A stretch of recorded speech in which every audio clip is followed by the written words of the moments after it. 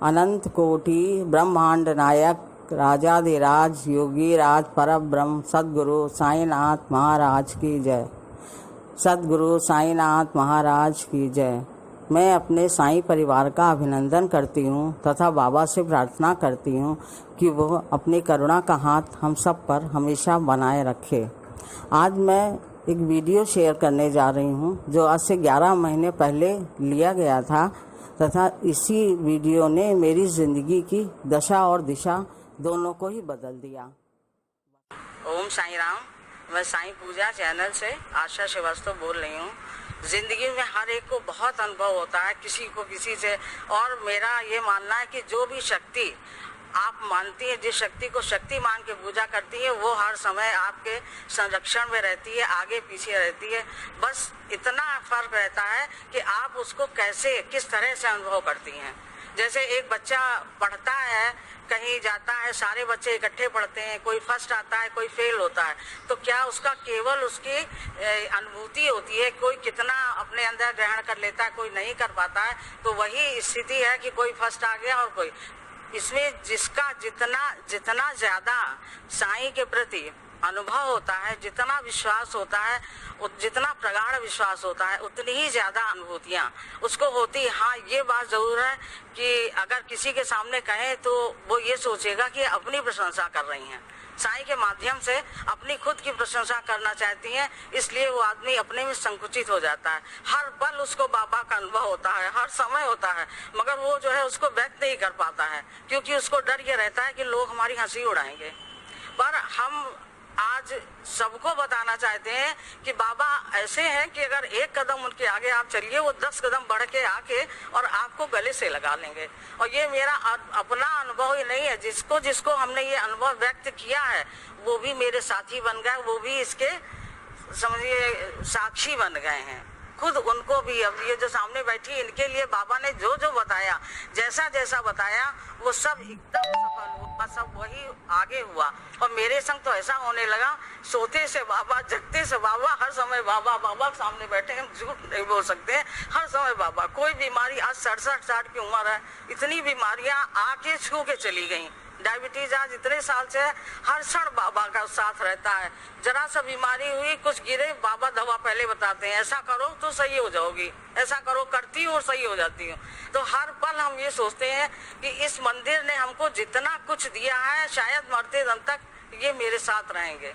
अगर हमने अनुभव किया कि आज बाबा मेरे घर आएंगे, तो ये पुजारी सामने बैठे हुए हैं इस मंदिर के, वो आते जरूर है मेरे यहाँ और कुछ न कुछ लेके। अगर हम सोचते हैं कि बाबा मेरे घर आए, रात में हमने सपना में देखा बाबा आए, तो बाबा की फोटो मेरे घर पहुंच जाती है। तो और जितने लोगों के लिए हमने माना, कई लोग ऐसे आए जो बहुत ही ज्यादा बीमार थे, जिनका ऑपरेशन होने वाला था और बहुत ही बस मुंह से निकला नहीं, बाबा सब ठीक कर देंगे, और आप यहाँ आ गई, बाबा ठीक कर देंगे, और आज तक उनका ऑपरेशन नहीं हुआ और वो ठीक हो गई। तो इस तरह से जब कभी आए, पहले हमको ये लगता था, हमारे हस्बैंड को भी ये लगा कि नहीं, ये ऐसे ही हमारी भी हंसी उड़ाई गई हर जगह, सबको यही लगता था कि ये गलत बोल रही हैं। मगर विभूति आती है, मंदिर में विभूति आती है, हर जगह आती है। इन्होंने ये कहा, अगर मेरे घर में आके दिखाए या हम देखें अपनी आंखों से, तब हम उसको मानेंगे। तो संयोग ऐसा हुआ कि यहाँ से एक हम किताब लेकर के गए थे, उस किताब को पढ़ा हमने, और उसके बाद हमने, कोई विभूति नहीं थी उसमें। जब ये पढ़ने लगे तो हर पन्ने में इतनी विभूति उसमें आई कि ये अक्षर ऐसे ऐसे हटा के उसको पढ़े, तब तो हमसे कहने लगे, अरे इसमें विभूति बहुत पड़ी है। हमने कहा नहीं, हमने ना हमने डाला ना हमने देखा है, ये विभूति स्वयं बाबा ने ही दिया है, क्योंकि आपको विश्वास नहीं था, इसलिए ऐसा हुआ है। तो उसके बाद से आज तक ये विश्वास करते हैं, मंदिर आते हैं, और इस मंदिर का एक एक चमत्कार बिल्कुल सही है। हमने अपनी आंखों से शहद गिरते देखा है, बाबा की कृपा से हम भजन बाबा का सीखे, यहीं से कुछ भी नहीं आता था गाना, और यहीं से बाबा ने सपनों के माध्यम से सिखाया। सपने में आ गए और कह ले, रोती क्यों हो, तुमको साईं भजन गाना आ जाएगा। और उन्होंने हमको राग दिया, उन्होंने हमको सिखाया, और उन्होंने ही अपने हर रूप का दर्शन कराया। तो हम बैठे हैं, देख रहे हैं, जब यही मेरी जगह थी, यहाँ बैठते थे, और हम देख रहे हैं कि बाबा बिल्कुल ऐसे ही साफ सुथरे। अचानक से देखा पूरा शहद और ऐसे करके यूं टपकता जा रहा था। वो शहद अमृत हुआ, उसको हमने खाया, सबने देखा, हमारा सबने उसको देखा, सब लोगों ने देखा और सबने उसको लिया। जल यहीं एक वो रखा रहता था, क्या कहते हैं, शिवलिंग, उसके नीचे लोटा लगा रहता था, हमेशा जल उससे गिरता रहता था और वो इतना ज्यादा होता था कि जितने भक्त आते थे सबको इतना सब बांट दिया था। और मेरे ख्याल से सबके रोग दोग जो है उतने, भाई हम अपने अनुभव से बता रहे हैं कि काफी मान्यता है इस मंदिर की, और प्रभु करे हमेशा ये मंदिर ऐसा ही रहे। हाँ, ओम साई राम। इस एक्सपीरियंस को मैंने साईं मंदिर जाकर बाबा के चरणों में बैठकर साईं भक्तों के साथ मिलकर शेयर किया था, तथा जिसकी सच्चाई का प्रमाण बाबा ने स्वयं दिया। उस दिन सबने देखा कि बाबा की मूर्ति से शहद निकलकर उनकी दाढ़ी तक फैल रहा था। वो दिन बहुत शुभ था तथा वहाँ पर बैठे हुए सारे भक्त बहुत सौभाग्यशाली थे जिन्होंने इस दृश्य को देखा। साईं पूजा जी ने भी उसकी फ़ोटो ली तथा उनके चरणों में बैठकर आशीर्वाद लिया। मैंने भी बहुत दिन बाद बाबा के इस रूप को देखा था, इसलिए मैं भी बहुत प्रसन्न थी। फिर उसके बाद जब मैं घर लौट कर आई तो अचानक बाबा की 20 साल पहले कही हुई बात मुझे याद आ गई। आज से 20 साल पहले बाबा ने मुझसे कहा था कि तुम अपने अनुभव शेयर नहीं करोगी, और मैंने मान लिया था। उसके बाद अनुभव बहुत होते रहते हैं, मगर मैंने कभी शेयर नहीं किया। फिर अचानक बाबा ने 20 साल बाद मुझे अपने पास बुलाकर क्यों शेयर कराया। अब इस क्यों का जवाब मुझे नहीं मिल रहा था, तो मेरी उलझन बढ़ गई कि बाबा आपने मुझे मना करने के बाद स्वयं क्यों ऐसा कराया। खैर, रात में सपने में कुछ संकेत नहीं मिला, कुछ भी नहीं मिला। जब हम सुबह दूसरे दिन पूजा करने चले तो हमने देखा कि पूजा करते समय हमने साईं सचरित पढ़ने के लिए उठाया। अचानक मुझे याद आया, अरे मैं ये कैसे भूल गई कि इसी साईं सचरित के द्वारा मुझे ज़िंदगी के सारे सवालों का हल मिला है। हर समय मेरा साथ दिया, आवाज़ कैसे भूल गए। अब मेरे आँखों से आंसू निकल रहे थे और मैं बार बार बाबा से यही कह रही थी, बाबा मुझे अभी सवाल का जवाब चाहिए, आपने ऐसा क्यों किया। ऐसा कह के जब मैंने आंखें बंद करके साईं चरित्र का पन्ना खोला और सवाल ढूंढने लगी अपना, तो मुझे इतना आश्चर्य हुआ, क्योंकि बाबा का एक भक्त बाबा से वही सवाल पूछ रहा था जो मैंने बाबा से किया था। तो वो कह रहा था, बाबा आपने सारी ज़िंदगी मुझे इतने सारे अनुभव दिए और अब मैं इनका क्या करूं। तो वो कहने लगे बाबा कि आप एकांत में जाओ और इन सब अनुभवों को पढ़ो, पढ़ने के बाद वापस मेरे पास आओ, मैं तुम्हें मुक्ति दे दूंगा।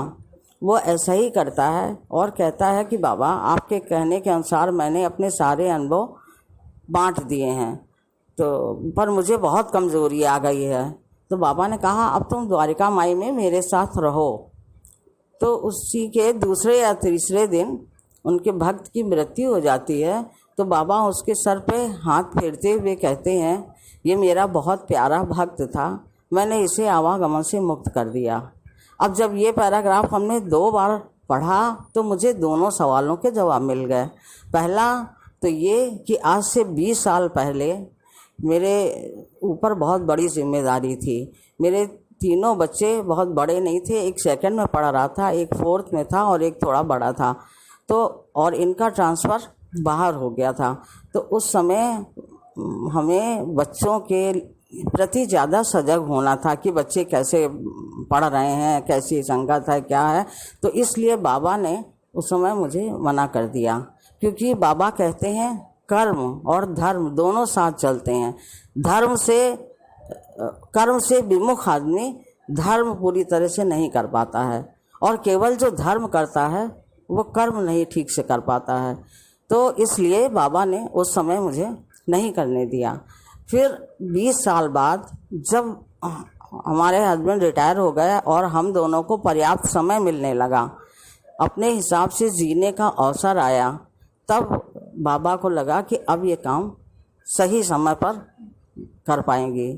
तब उन्होंने ये हमको संकेत दिया है कि अब तुम एक्सपीरियंस शेयर कर सकती हो। पर उस दिन मेरे घर वालों ने मेरा इतना सहयोग नहीं दिया। कहने लगे ठीक है, अगर करना चाहते हैं बाबा तो सबसे मिल के करो, ज़रूरी थोड़ी ना किसी चैनल पे ही बैठ के करो।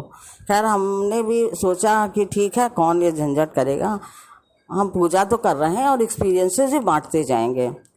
पर मुझे क्या पता था कि बाबा अब भी अपने भक्तों को इतना चाहते हैं कि वो मुझसे ये काम करवा के रहेंगे। जब लॉकडाउन लगा तो उनको ये लगा कि मेरे भक्त बहुत परेशान हैं, उनको धैर्य की ज़रूरत है, उनको समझाने की ज़रूरत है, उनको विश्वास दिलाने की ज़रूरत है कि मैं कहीं नहीं गया हूँ। जितनी बड़ी विपत्ति होगी उतना ही करीब मैं हूँगा, मैं हमेशा साथ हूँ। तो ये माध्यम मुझे बनाया और ज़बरदस्ती ये हमने शेयर किया और सब ने मेरा सहयोग दिया, पूरे घर ने मेरा साथ दिया और उसका परिणाम आपके सामने है। आज मैं आप सबके सामने बैठकर बाबा के सारे संदेश को, बाबा के एक्सपीरियंसेस को आप तक पहुंचा रही हूँ। अब बाबा के बारे में दो बातें कहनी हैं। एक तो ये कि बाबा जब तक सगुण रूप में द्वारका माई में रहे, जब तक उन्होंने कभी भी किसी में भेदभाव नहीं जाना। अमीर गरीब, जाति पात, छुआछूत, सबको एक जैसा प्यार दिया, कभी उन्होंने नहीं सोचा। और जो भी उनकी सीढ़ियों पर चढ़ा उनके सारे दुख दूर हो गए, उनकी सारी जिम्मेदारी बाबा ने अपने ऊपर ले ली और सबको प्यार दिया। और आज भी वो ऐसा कर रहे हैं। इसका पूरा प्रमाण है हमारे पास। हमारा साईं परिवार, हमारे साईं परिवार में सब जुड़े हैं, हर जाति के, हर धर्म के, हर वर्ग के सब जुड़े। तो क्या वो अलग है? नहीं, वो मेरा परिवार है, वो मेरा बढ़ता हुआ परिवार है। हम उसके साथ हैं। हम प्रेम, विश्वास और श्रद्धा की डोरी से इस परिवार को एकता के सूत्र में पिरोते हैं और फिर बाबा के चरणों में ले जाके बैठाते हैं। और मेरी एक एक्स्ट्रा पूजा ये कि मेरे सारे भक्तों को आप अपने संरक्षण में लीजिए, आप उनके सुख दुख में साथ रहिए, उनको एहसास दिलाइए कि मैं साथ हूँ। और दूसरी बात, बाबा ने कभी धन को बिल्कुल जोड़ने के लिए कभी कुछ नहीं कहा कि वो धन जोड़े, इसकी हमेशा निंदा की है। क्योंकि वो ये कहते हैं अगर धन जोड़ेगा आदमी तो उसके पीछे पड़ा रहेगा, जिसके पास, और वो स्वयं अपनी दुर्दशा कर लेता है। अगर किसी के पास कम है तो वो ज़्यादा के चक्कर में रहता है, और जिसके पास ज़्यादा है वो और ज़्यादा के चक्कर में रहता है कि और जोड़े। ऐसे में वो कुछ भी कर लेता है, किसी को विश्वासघात किसी के संग करता है, किसी के संग और पाप के रास्ते अपना लेता है, मगर वो सुख नहीं पाता है। तो बाबा ने हमेशा यही कहा है, साईं इतना दीजिए जामे कुटुंब समाए, मैं भी भूखा ना रहूं, साधु न भूखा जाए। बस इससे ज़्यादा बाबा बिल्कुल नहीं कहते हैं जोड़ने के लिए। वो कहते हैं यथेष्ट धन वही है जो हमको ईमानदारी से मिलता है, और जो हम अपनी योग्यता के अनुसार पाते हैं तो उसको हम उसमें अगर रहेंगे तो संतुष्टि भी रहेगी और बाबा का साथ भी बना रहेगा। बाबा कहते हैं कि मैंने तो हमेशा कहा है कि तुम्हारा बहार हमेशा मुझ पर होगा। तो उन्होंने कहा बहार तुम्हारा मुझ पर होगा, वचन न मेरा झूठा होगा। कभी भी उन्होंने ये नहीं कहा कि मैं नहीं हूँ, और वो हैं। ऐसे बहुत अनुभव, आज 68 साल की उम्र में मेरे पास हर समय ऐसा हुआ कि जब ज़रूरत पड़ी बड़े से बड़े काम कैसे हो गए। मैं एक छोटा सा उदाहरण दे रही हूँ अपने अनुभव का, कि जब मैं इस मकान में आई 94 में आई और 96 में बाबा ने अपना मंदिर बनाने का ऐलान कर दिया, तो सारे भक्त जो हैं कुछ सहयोग कर रहे थे। तो मेरा मन भी हुआ कि कुछ अधिक सहयोग करें, मंदिर का निर्माण होना है। तो मैंने अपने हस्बैंड से कहा, तो कहने लगे कि अरे मेरा पैसा जो है LIC में कुछ फंसा हुआ है, अगर वो इस टाइम आ जाता तो मैं दे देता, पर वो 6-7 साल से रिमाइंड करा रहा हूँ। तो फिर मुझे लगा कि अरे जब 6-7 साल से नहीं हुआ तो 7 दिनों में कैसे हो जाएगा।